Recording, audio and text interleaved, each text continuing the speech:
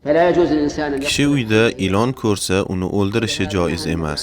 Zero Nabiy sallallohu alayhi va sallam uylardagi ilonlarni o'ldirishdan qaytarganlar. Gap shundaki, shaytonlar ilon shakliga kirishi mumkin. Sahih hadisda rivoyat qilinishicha, bir ansoriy yigit yaqindagina uylangan edi. U uyga kelib, ayoli eshik tagida turganini ko'radi. Nega bu yerda turibsan deb so'rasa, ayoli ichkariga kiring ko'rasiz deydi. Uyga kirib qarasa, to'shakda ilon o'ralib yotardi. Yigit nayzasini sanchib ilonni o'ldiradi. Ilon o'lgan zahoti yigit ham jon berdi. U shu qadar tez o'ldiki, ilon birinchi o'ldimi yo yigit birinchi o'ldimi bilinmay qoldi. Gap shundaki, o'sha ilon aslida jin edi.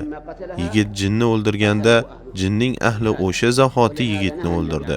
Shuning uchun Nabiy sallallohu alayhi va sallam uylardagi ilonlarni o'ldirishdan qaytarganlar.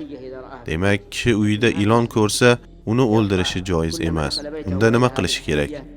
Axir ilon uyda qolsa, kishining ahli oilasini, farzandlarini bezovta qilishi mumkin. Biz aytamizki, barcha muammoga yechim bor. 3 kun ilonni uyingizdan haydang. Unga ayting, bu yerda qolishingga qo'ymayman. Uyimdan ket. Agar 3-kundan keyin ham kelsa, uni o'ldiravering. Chunki agar u jin bo'lganda edi, haydaganingizdan keyin qaytib kelmagan bo'lardi.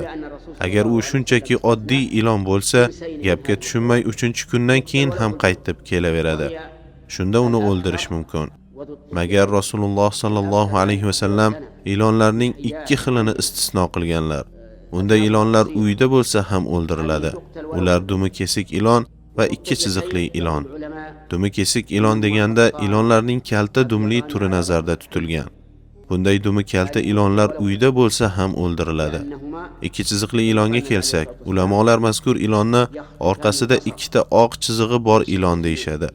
Demak, 2 chiziqli ilonlar uyda bo'lsa ham o'ldiriladi.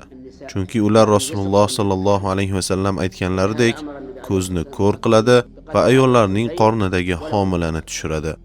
Shuning uchun Rasululloh sallallohu alayhi va sallam ilonlarning mazkur 2 turini uyda bo'lsa ham o'ldirishni buyurganlar.